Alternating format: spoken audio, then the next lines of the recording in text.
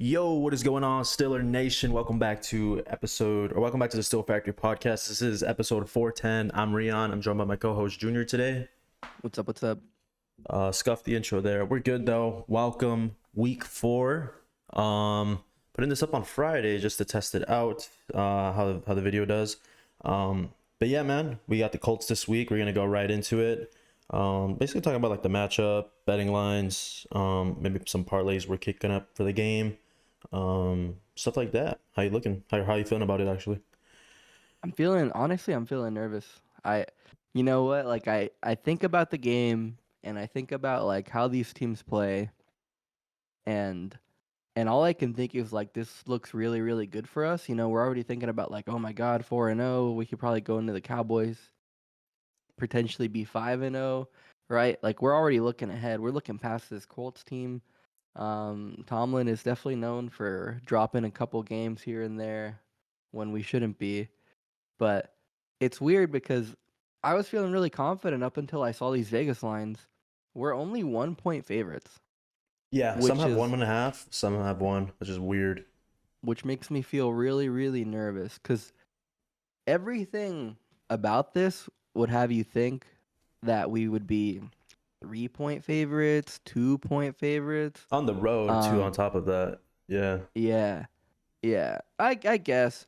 And maybe that's like what they're accounting for, but like, look, Anthony Richardson, you know, he's really struggling. He's a absolute like specimen of an athlete, right? Like all of these amazing traits, and physical like attributes and stuff, but like he's really struggling like to play the quarterback role. He doesn't scramble at all. Like he has one of the lowest scramble rates in the league. He's not getting out of the pocket, so he's like staying in the pocket. He's trying to make the throws, like he's trying to be a pocket passer. And the thing is, he doesn't make the throws. He takes forever to throw. So you would think like, oh wow, we have one of the best like defensive lines in the league. We have one of the best rushers in the league. You know, I know Highsmith is out. But Herbig should slot in and be a decent replacement. Yeah. You know, the Colts really can only run the ball for this offense to work just because Anthony Richardson is not really panning out as a passer at the moment. Yeah. And we're fantastic against the run, right? Like we showed that last week against the Chargers. Um, you know, they had -5 yards in the second half, and like that's their whole bag, you know, running the ball and being tough, and we're better than them. So in my head, I'm thinking this is a fantastic like matchup for us, at least like an easy matchup for us, Yeah. quote unquote easy, right? All of these things are going our way. Why are we only 1-point favorites? And I'm just nervous because sometimes like Vegas hangs up these lines, and they just know something. Yeah. So like, what do they know? What do they have that we don't have? Are like we in too deep? Do we just like? I'm not sure. I gotta listen to like a couple more like betting podcasts that like they kind of run through the slate and dig deep into like why these lines are what they are to figure it out. But as of this moment, like I'm nervous. This is a nervous line for me. Yeah. And maybe I'm wrong. Maybe like at the end of the day, this could just be like it could be nothing. It could be absolutely nothing. And the Steelers, you know, we come through, we beat them by a touchdown, another easy game, and Fields really kind of proved himself to be the guy. But this line has me doubting Right. myself. Yeah. No, I feel like a lot of it could be that, they still don't expect to score a lot of points. You know what I mean? Especially on the road, it could be a little bit different. I mean, when you look at it, we put up only field goals on the road at Atlanta, and then we put up 16 at Denver. So that could factor into it. I would think they would assume our offense took a step last week, and I was funny you brought up Richardson because I saw a tweet earlier this week, and it was basically saying that Justin Fields is playing exactly how Colts fans wanted Anthony Richardson to play right now. And that's a fair point. Fields is doing pretty much what we ask him to do: protect the ball, don't take, anything, don't do anything crazy, and learn to kind of pass from the pocket. I mean, I haven't really seen many Anthony Richardson highlights. I do know though that he's leading the league in picks, so he's not making good decisions at all, clearly. But yeah, what else do we know about Richardson? And I guess offense would flow through Jonathan Taylor too, right? Yeah, yeah. It's gonna be a big Jonathan Taylor game, and like I mentioned before, Richardson is trying to be a pocket passer. He has one of the lowest scramble rates in the league. And maybe maybe I think his name is Shane Steichen. That might be the Colts coach. Yeah, Coach. I think so. Yeah, Um, maybe he might tell him like, look, dude, like if you don't run, if you don't like take more runs in this game, you're gonna get killed, right? Like, what might be happening as far as the Colts go, and what might add to that number, right? Because usually when you have a running quarterback and you get them running, it makes them respect that a little bit more, and it makes literally everything in the offense a little bit easier, right? yeah, Um, and then Richardson isn't doing that, so it's really weird because you would expect him to do that, right? Like he's like 235, he runs a 4.3, right? This should be like a big part of the game. Um, and it hasn't been at least the first 3 games, right? So Shane Steichen might be telling him like, dude, just hang in the pocket. Let's see what we can do, and just try not to take any big hits.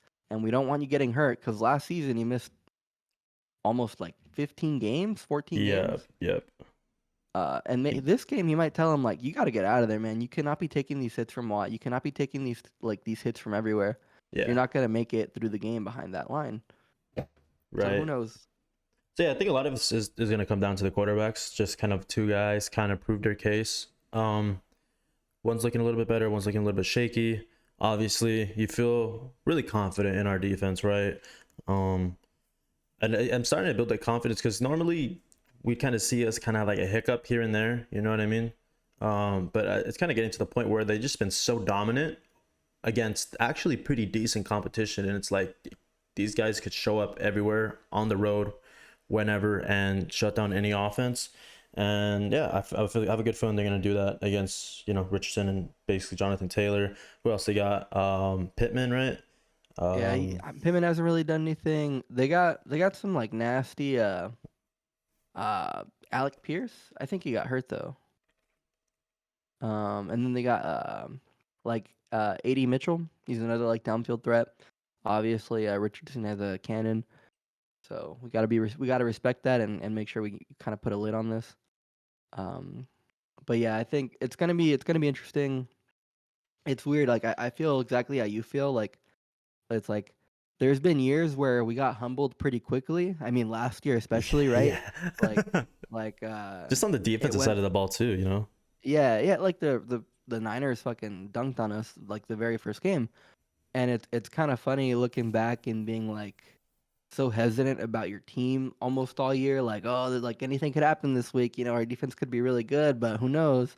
Yeah, And I'm starting to get to the point to where you are, where it's like, oh shit, like our defense is actually legit, you know, yeah, like like like you historic pace expect right them. now. Yeah, Yeah, like it's becoming an expectation for them to play great, rather than like are we gonna kind of you know just bumble along and see what happens, right? yeah. So I'm really building up that confidence in the defense. I think we're playing really well. We have so much talent back there, and obviously they're one of the highest paid defenses, if not the highest paid still. No, yeah. Yeah, we've definitely put a lot of money into the defense, and we did again last offseason. We added Patrick Queen. Hayward got extended. But yeah, let's flip over to the other side of the ball. What does Fields have to do this week to basically prove his case as a starter going forward? Because I know Tomlin's still kind of walking around the question, basically saying, we'll cross that bridge when it's time. I'm not going to make a decision I don't have to. Russ isn't ready to start. So, what does Fields have to show you more, or does he just have to continue to be consistent? Is basically what I'm wondering at this point.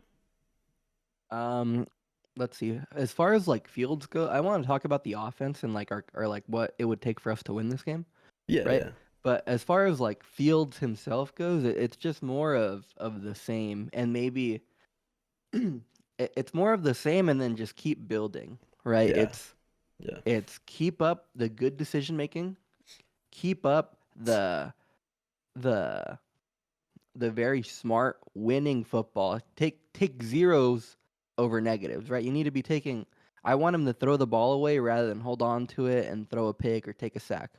You know, Yeah.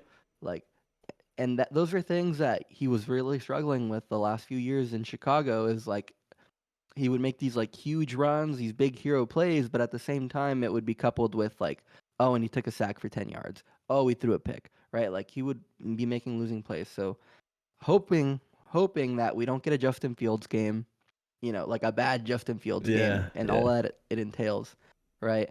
We got Like, to make sure none of that happens. We got to make sure that that stuff is kind of like he's developed past it, right?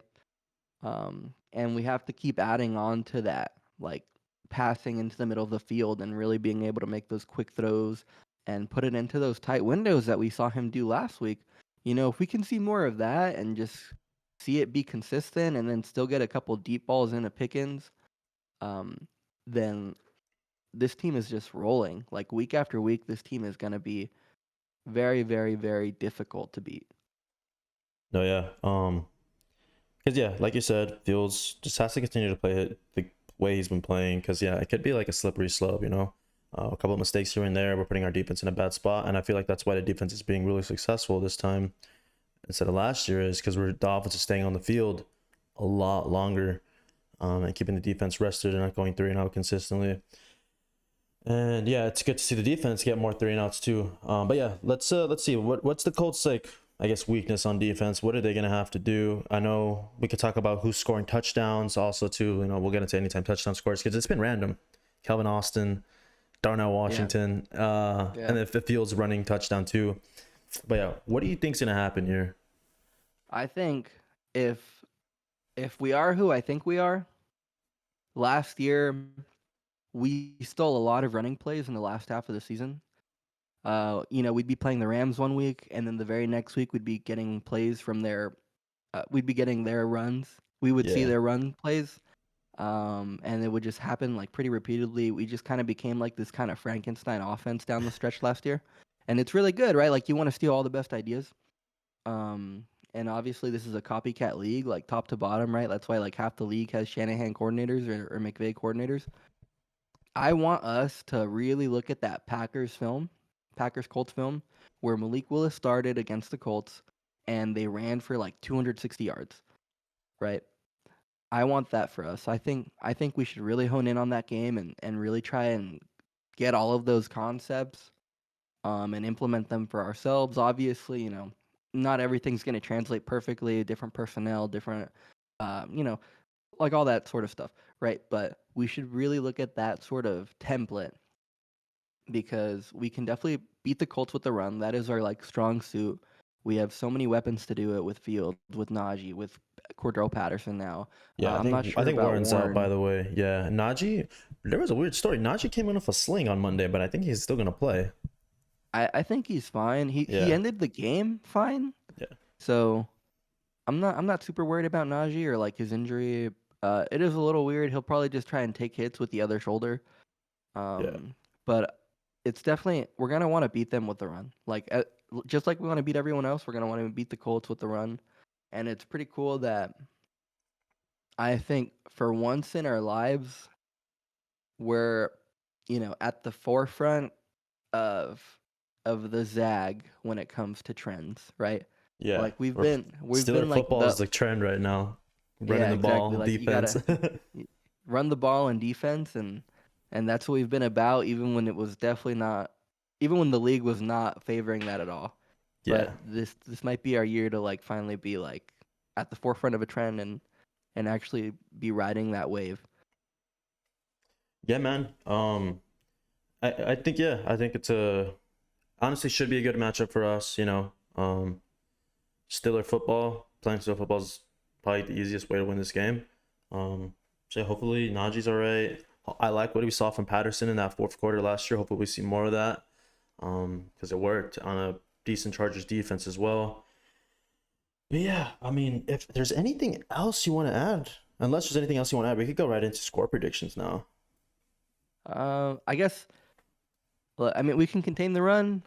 I think we can put a lid on things. There's not going to be any big throws. I think Alec Pierce for the Colts is hurt. I think he hurt his hamstring.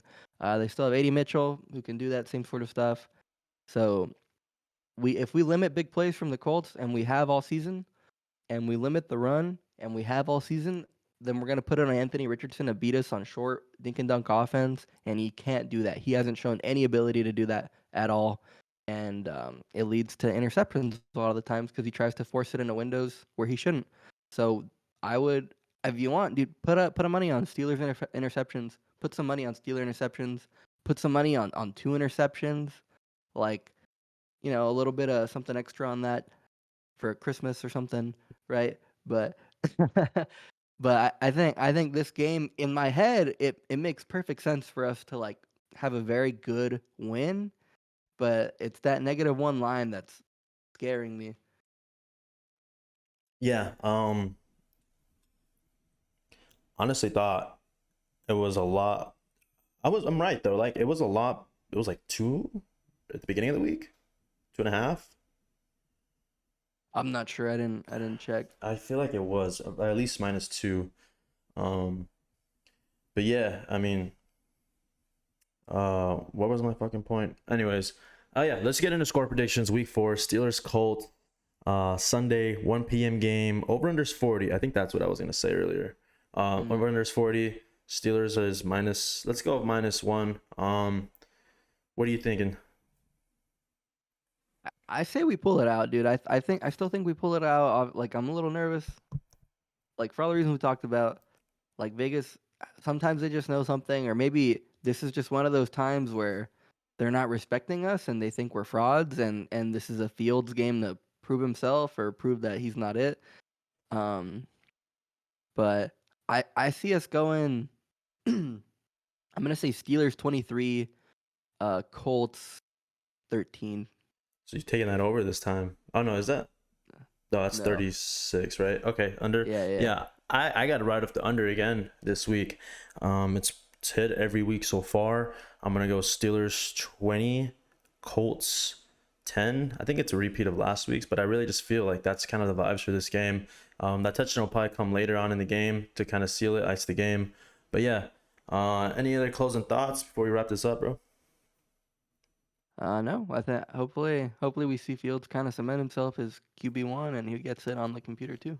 Yeah, I'd love to keep this train rolling, going into 4-0. Big game. Let's not look ahead, but yeah, big game back here in Pittsburgh with the Cowboys coming in, and they're gonna have an extended week too. They played on Thursday night. But yeah, I'm thinking a repeat of last week is kind of how the game's gonna go down. I know Fields is talking about wanting to start a little faster this week. We'll see how that goes. But yeah, man. Any other closing thoughts? No, I think this is gonna be a good game. Another and hopefully it's I don't even know, not even climactic, but it's more like Yeah. seal the deal. Yeah. We're not gonna turn it around. We're just Take gonna care of keep going. business. Take care of business. The last thing the Colts want to do is let us play our game because it's fucking effective. But yeah, thank you guys so much for tuning in. This has been the Steel Factory. Make sure to leave a like, comment, and subscribe if you're watching on YouTube. And if you're checking us out on Spotify or Apple Podcasts, drop a rating. Thank you so much, and peace out. Here we go, Steelers.